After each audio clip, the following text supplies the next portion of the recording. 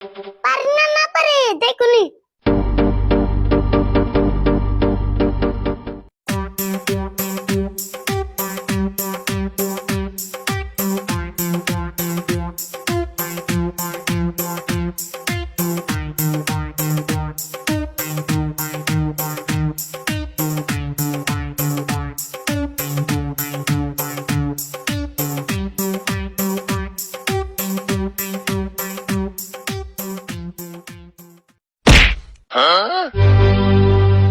ও driver কে দেখো, দেখে চলে আর না।